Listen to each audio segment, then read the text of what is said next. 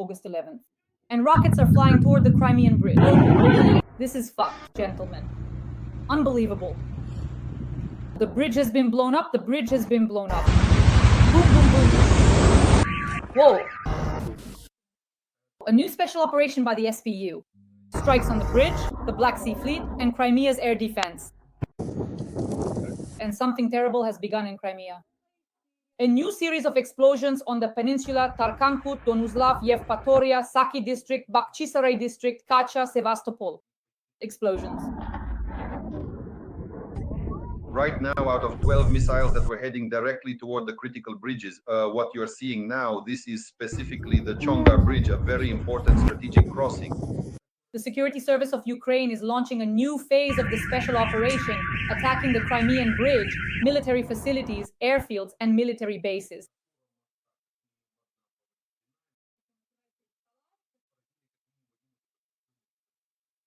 Panic and evacuation have begun in Crimea.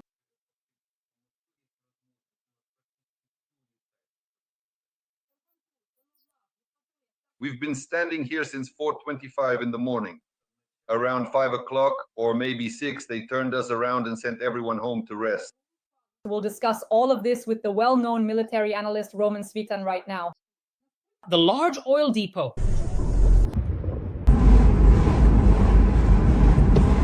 This is a disaster, gentlemen. A new series of explosions in Crimea. God, SBU, don't stop. Tarkankut, Donuslav, Yevpatoria, Saki district, Bakhchisaray district, Kacha, Sevastopol. Explosions. Panic has started in Crimea. There is an evacuation underway. The SBU has launched the second phase of the special operation, the Kerch Bridge and Russia's Nuclear Triad. Ukraine is attacking two parts of Russia's Nuclear Triad, the headquarters of the Northern Fleet, the nuclear submarines in Severomorsk, the strategic nuclear bombers, and the Kerch Bridge. The bridge has been damaged. That is, at least one of the bridge's supports has been damaged. If we have an overall attack on Russian strategic targets, specifically strategic ones, because, for example, strikes on Russian strategic aviation aircraft are strategic targets, especially since there are 5, as it turned out, 5 of them, just as we said. The thing is, they didn't count the Ukrainian one. At least one confirmed Tu-95 was hit at the Ukrainian airfield. So first strategic aviation, then the strategic bridge. The bridge truly has strategic significance because it connects the Russian Taman with our peninsula, Crimea. And if it is put out of commission, destroyed in principle until we liberate Crimea, or for example, until we can approach with bombers and simply drop hundreds of aerial bombs on this bridge, it cannot be destroyed. There are certain factors that make it impossible to do this. Only engineering methods can be used to destroy it, that is, blowing up all the pillars. In other words, you have to lay, but there are a lot of problems even just deactivating it from its active state, but simply damaging it at the moment, as was done previously by the security service, and disabling it in 2022 and 2023 for a certain period, at least for half a year, for example, during the summer campaign, is also an option. This is indeed entirely and absolutely possible, especially since a strike specifically on the crucial Kerch Bridge is directly and intrinsically tied to the very beginning of our significant liberation campaign to fully and completely deoccupy the entire Crimean Peninsula. Why? Because it is absolutely necessary to first destroy this bridge or damage it or put it out of commission. There are different ways to disable it so that the Russians cannot transfer enough troops to Crimea. After that, with long-range strike capabilities, using the same drones, missiles, it's only 200 or 300 kilometers to Crimea. We have the capability, almost all of our systems can reach that distance. In other words, that's the main range for our long-range operational level strike systems, which are also operated by the security service. That's why I think the next wave will involve striking specifically at military targets in Crimea, of which there are at least 100 stationary ones currently operating and about 100 mobile ones as well. So for the intelligence services, there is still a vast amount of work ahead, but this can already be considered a strike on the Kerch Bridge. This is the beginning of the liberation campaign in Crimea. Roman Grigorievich, regarding the nuclear triad, I heard Keith Kellogg's comments. He was simply stunned. He believes this is simply a huge, colossal problem for Russia. This is called escalation. That Ukraine struck at the nuclear triad of the Russian Federation at two components, right? That is the Northern Fleet of the Russian Federation, where the nuclear submarines are located, and of course the strategic nuclear aviation. How much of a breakthrough is this? And do you feel that the strike on the Kerch Bridge is the second phase of the SBU special operation? Well, that means there will be a third phase as well. If, for example, a Russian submarine gets hit, say in the Northern Fleet or the Pacific Fleet, I wouldn't be surprised because they feel far too comfortable in the seas. And we've already struck both Russian ground positions and strategic positions. Now only the so-called naval component remains. That's why in the near future, most likely, if you noticed, or rather if you haven't paid attention, the main intelligence directorate has gone quiet somewhere. They carried out operations in Vladivostok against the Russian Pacific Fleet and then went quiet somewhere, not ruling out the possibility that yet another Russian submarine might sink. And Putin, as always, will say, well, what happened to the Kursk, to the submarine? It sank. What happened to the strategic aviation? It burned down. What happened to the Pacific Fleet? Well, it broke down into quarks. So maybe we should wait. Perhaps there's still a third serious blow ahead. And this is the first one. You're right to point out the triad. You're emphasizing it correctly. Why? Because the air component is one of the main components and it was the first to be put into service. It is specifically the strategic bombers that are Russia's strategic nuclear weapons. Malyuk's strike demonstrated that this component no longer dominates the world unequivocally. Why?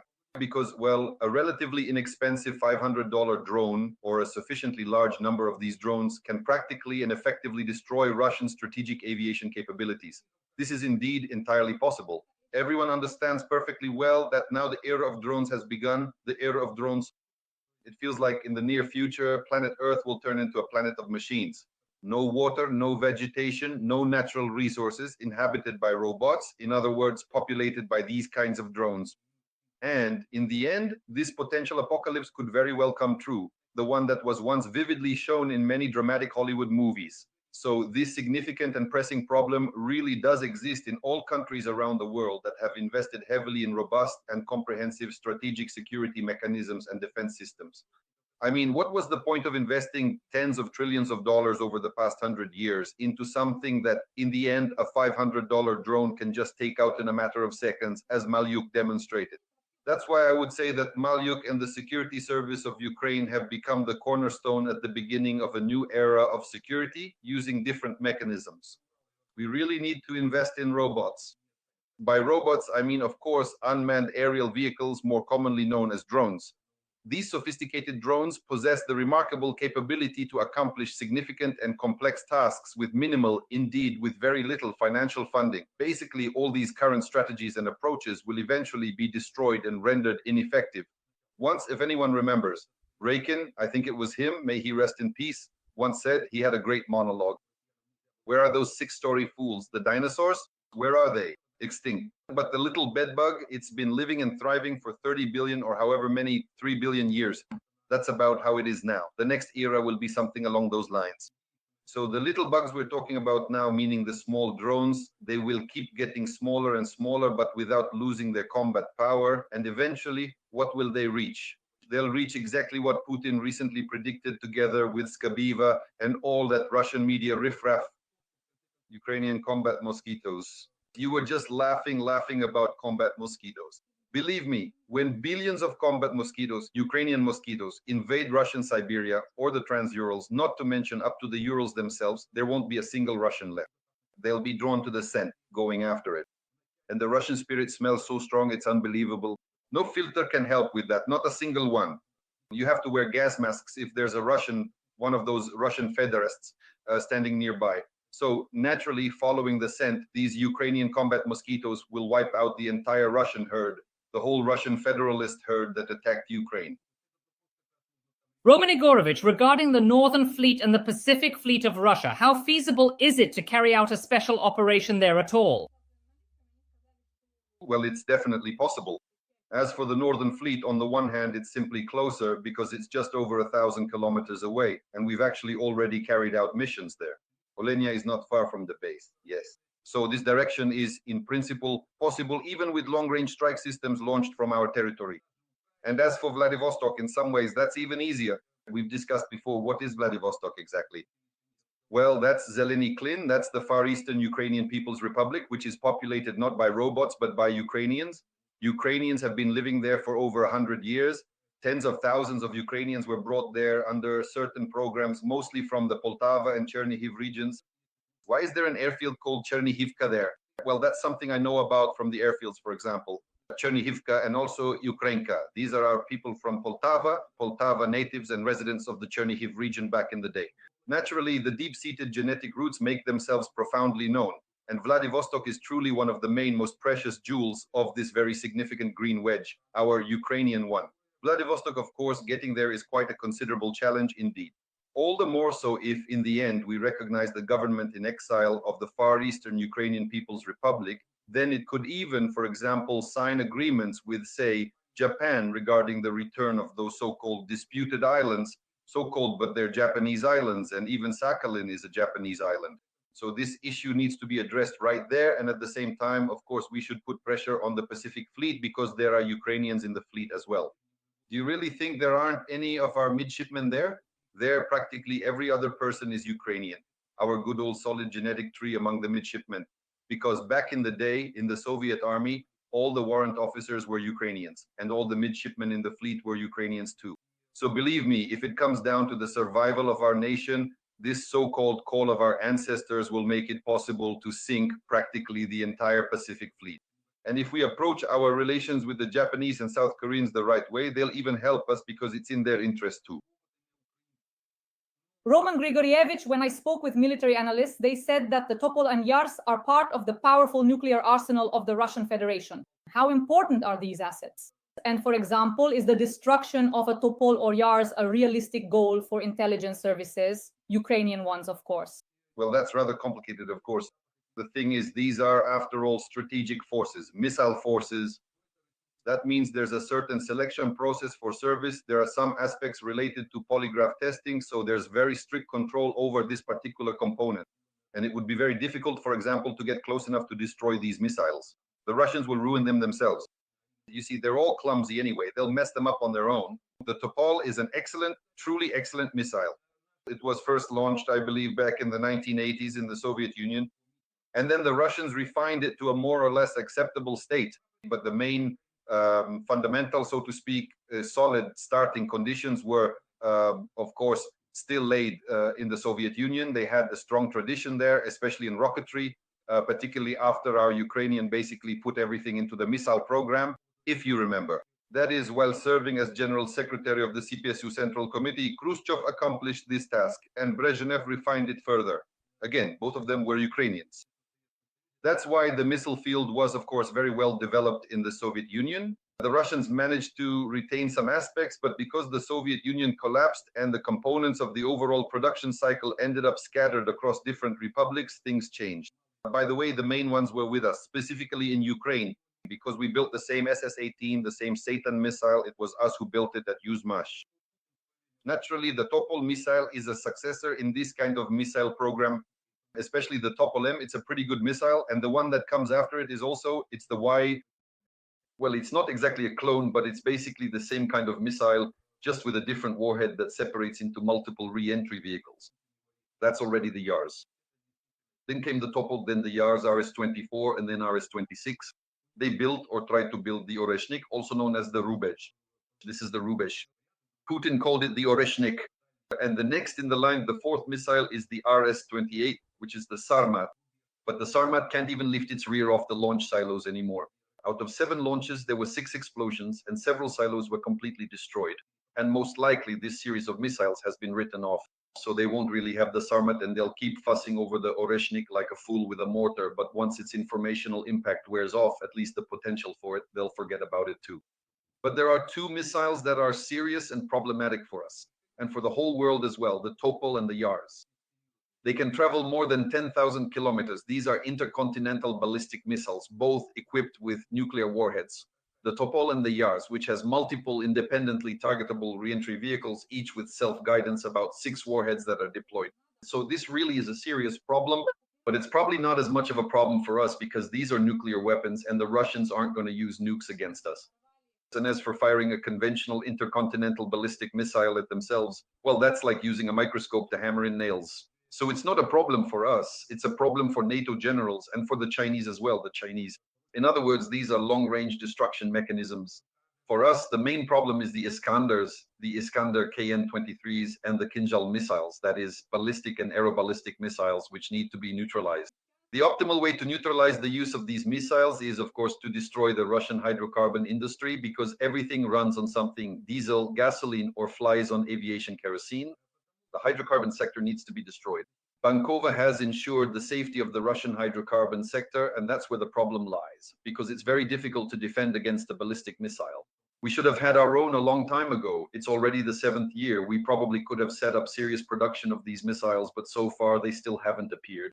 Well, we hope that in the end we will get our own ballistic missiles. But the real problem for us, of course, is the Russian Iskanders. So first of all, we need to destroy all Russian hydrocarbon infrastructure, all oil refineries, everything related to fuel production. And secondly, of course, air defense. That is, we need to increase the number of anti-ballistic systems like Patriot and SMT. There is no third option. Roman Grigorievich, you have always said that we need to turn our attention to occupied Crimea. And now the SBU has carried out a successful special operation. Then bridges near Melitopol were blown up. These are very important logistical hubs that connect the occupied peninsula with the occupied south of Ukraine, and essentially they supply the enemy's groupings.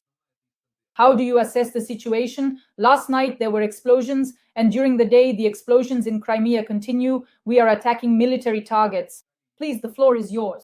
They have packed Crimea like sardines in a can with several million Russians from beyond the Urals who were promised something grand there. In other words, they have increased the number of Russian cattle in Crimea. Naturally, they have also packed in military facilities there for already 11 or 12 years now. Practically before that, the Russian Black Sea Fleet was based there. We allowed him to do this, well, mainly our so-called great leaders, who looked so far ahead that in the end they lost Crimea. Initially, back in 2014, they allowed the loss of Crimea. So a large number of Russian civilian invaders, they are indeed civilian invaders. None of the conventions apply to them, none at all. They don't even know this. Any Russian who is on the occupied territory of Ukraine is considered an invader, and none of the conventions that apply to civilians apply to them. That is, naturally for us, they are the same kind of invaders as all the other so-called Russian military combatants who are in Crimea and are subject to elimination. In fact, it's not that difficult to eliminate them specifically in Crimea. Why is that? Because Crimea itself is an enclosed space squeezed between two seas, the Azov and the Black Sea. In other words, it's practically a ready-made geographic operational cauldron with only two primary entry and exit points available: from Taman via the Kerch Bridge and through the land corridors connecting it directly to mainland Ukraine. Mainly, if you look at the railway, it's toward Melitopol. You're right, through Henichesk, those are the routes. That's why it's important for us, when liberating Ukraine, to start by liberating Crimea, because it's much easier to free Ukrainian territory if we liberate Crimea first. Moreover, it's even easier to liberate Crimea itself. If you compare the ratio of forces and resources needed with those required for liberating Donbas, you need an order of magnitude fewer forces and resources to liberate Crimea than to liberate Donbas. That's why, without a doubt, Crimea is simply begging to be the very first to break free from Russian captivity. There are a lot of mechanisms. How can this be done? Well, first of all, of course, we need to cut off all the bridges that connect Crimea to Russia. There are several of these bridges. But the first bridge is the Kerch Bridge. Moreover, there are several there. There's the railway bridge, the automobile bridge, the energy bridge, the fuel bridge, the water bridge. All of these are part of the Kerch Bridge. It's the entire Kerch system, the Kerch Bridge system. And it is absolutely necessary. All of them, all 5 of these bridges must be destroyed in this sense. The second bridge, the one next to the Kerch Bridge, is the ferry crossing. The floating docks need to be destroyed. The floating docks and, of course, especially the railway ferries. The third bridge among the main ones is the so-called Sea Bridge. That is, these are the same LSTs, large landing ships, which can be used as ferries between ports, for example, on Russia's Black Sea coast and our Crimea. There are still several large landing ships left, and the Russians can use them to transport a significant amount of weaponry with serious tonnage. Then there is the air bridge. Well, the air bridge is a bit simpler. That is, these are planes, these are airfields that can be targeted, and in principle, the air bridge can be cut off. And the main one, of course, is the so-called land bridge. The land corridor, which the Russians are now trying to hold at a depth of 80 kilometers, is actually very difficult to maintain, as it is pressed up against the Azov coast. There are several branches of both highways and railways running through there. That's why, of course, we need to target them, starting from Rostov, Taganrog, then through the Mius, and then across the bridges over the Kalmius. But realistically for us, it's very close, just 80 to 100 kilometers to Melitopol and to the crossings, both types, meaning the northern crossings. And in principle, that's probably what we'll do. That's why these strikes, which happened simultaneously both on the Kerch Bridge and on the bridge near Melitopol, were precisely on the railway junctions. This is exactly that kind of operation. First, cut off the supply systems and then hit them with long-range strike assets, which, as everyone understands perfectly well, if we manage to gather nearly 1,000 drones for Moscow, then we can certainly find 500 drones for Crimea once a week. The main thing now is to refocus specifically on this component, and the milestone regarding the liberation of Crimea is the third strike on the Kerch Bridge. One could say that the liberation of Crimea will begin with this strike. First, with long-range strike assets, they will dismantle Crimea molecule by molecule over the course of, well, half a year or even a year. Realistically, if you break it down by actions, first, for several months up to a year, drones and missiles need to be used against military targets in Crimea, and only then, starting next spring, or perhaps during the summer campaign of 2026, will our troops actually move into Crimea by land. But that's the optimal scenario. Of course, without air support, it's impossible to advance there. That's why I think that by next spring, we'll already have a sufficient number of Air Force units to support a ground operation. And of course, we're going to keep harassing Crimea from all sides.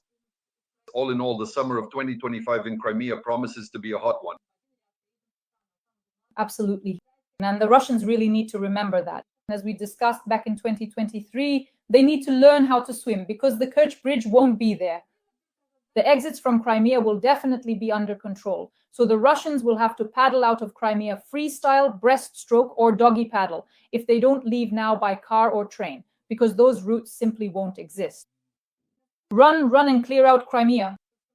Friends, please like this video and share your thoughts in the comments about our special operations, about the second and third phases of the SBU's special operation. And Roman Grigorievich and I will continue discussing the SBU's web operation. It can be put on par with the elimination of Osama bin Laden, stated American Senator Richard Blumenthal. He called the operation itself proof of Ukraine's skill and determination, saying that these strikes debunk the false narrative that Ukraine is losing the war and could shift momentum in Washington toward increasing aid to Ukraine. They can strike air bases 4,000 miles from Ukraine. They can hit anywhere. By sheer skill and audacity alone, these attacks can be ranked alongside the US raid on Osama bin Laden and the Israeli operation with the trains as some of the greatest military achievements of recent years. Roman Grigorievich, please comment. The Americans were shocked, not because we struck the Russians. The Americans imagined themselves in that position, and now they're stunned by the fact that their air bases are just as exposed as the Russian ones. They were protected from each other by treaties. That is to say, there were certain, I think, Start 3, there was specific and comprehensive protection of strategic strike assets under these significant international treaties. Moreover, one of the primary and most crucial conditions stipulated was that these particular planes had to be readily accessible for continuous monitoring by external surveillance systems, such as advanced satellites, ensuring complete transparency and verification. So it turns out that the Russians, just like their American counterparts, are absolutely required to park their military planes on designated sites that are clearly visible to the opposing side. But we're not adversaries, are we? No one told Malyuk that. He hasn't read Start 3 after all. Naturally, he went ahead and struck at the Russian strategic forces, taking one issue off the table. And now the Americans are thinking, wait a minute, the same thing could happen at their bases too. And their bases are wide open, nobody's even touched them. Honestly, if the Chinese or the Houthis or the Iranians or the Russians set out to take out the American strategic forces, there's nothing stopping them either. And if the Chinese get serious about it, especially, things could get real. We can see how, in this regard, the Chinese have surged ahead of everyone else. So that's their problem. They're not shocked by our so-called audacity. They're stunned by their own vulnerability to these kinds of strike weapons like drones, even a simple dirt cheap drone. Yes, Roman Grigorievich, today I read a brilliant analysis by a Ukrainian woman patriot on Facebook. She wrote that the whole world, which is afraid of escalation, nuclear escalation, which refused to give us long-range missiles, which didn't give us Taurus and other missiles that could have destroyed this entire nuclear triad, is simply shocked and frightened that Ukraine managed to do all this without their help. Isn't that right, Roman Grigorievich? Well, that's exactly right. Kudos to whoever saw it that way. All these, someone closely connected to military matters. That's exactly how it is. What was important in the last century is now absolutely irrelevant, just as what was important in the century before last was irrelevant for the last century, right? Well, nobody nowadays remembers the sling or the boomerang. Here, we're not talking about rockets. No one remembers bows, arrows, or spears. Now, that is in the last century when rockets appeared, when airplanes appeared, and now it's already the next stage. So what was needed in the last century is simply unnecessary now. Strategic bombers are no longer needed, nor, for example, is the same fleet that used to consume trillions of dollars. I mean, just think how much had to be invested. Trillions of dollars. And here it turns out, by making the decision to eliminate Russia's strategic aviation, Malyuk has simply crossed out this almost century-long saga of essentially the embezzlement of the world's largest military budgets. Trillions of dollars were invested in this, and now they are simply unnecessary. A single Ukrainian security service has shown a real slap in the face to this entire strategic triad, no matter what form it takes. Moreover, even the nuclear component of this strategic triad is not frightening to us for one simple reason. We have nuclear strike capabilities that are much more powerful, stronger, and more problematic for the enemy than theirs. A nuclear warhead that explodes, sometimes it's not even clear whether it was a nuclear explosion or just a powerful conventional missile. You can only measure it with a radiometer. The radiance from radionuclides that accompanies a nuclear explosion, if it is an explosion, quickly fades away. And believe me, if you scatter spent nuclear fuel rods over Moscow, we've talked about this so many times, Lenin would come back to life. Yes, he'd be more alive than anyone from the radiation that would fall, say, on Red Square if the Russians use nuclear weapons against Ukraine. They understand this perfectly well. Why have they gone quiet on the nuclear topic now? Because they realized very well that it wasn't for nothing that a hole was made in the fourth reactor of the Chernobyl nuclear power plant. And who knows what might fall out onto Grandpa Lenin. Maybe a third head will grow and he'll run around saying, "You're on the right path, comrades." Well, more or less, wherever it's pointed. Roman Grigorievich, to wrap up, let me just ask you the following question. First of all, after the SBU attacks on strategic nuclear aviation, Z channels reported the following information. In Moscow, Lieutenant General Sergei Kobylash, the commander of the Russian Air Force, accidentally fell out of a window. And now everyone is starting to count how many strategic bombers we've destroyed or eliminated. That is, 41 have been damaged or destroyed. How significant are these losses? Please comment on this as a final point. Well, if this isn't an information operation, it could be a Russian information operation. They sometimes leak this kind of event into the information flow through certain questionable channels. Then if the opposing side picks it up, for example, they present it as something negative. Then they show this Kobylash, yes, and will go on to say that we are not quite the right kind of people in how we handle this. So for now, since there is no confirmation and there really isn't any, we treat it accordingly.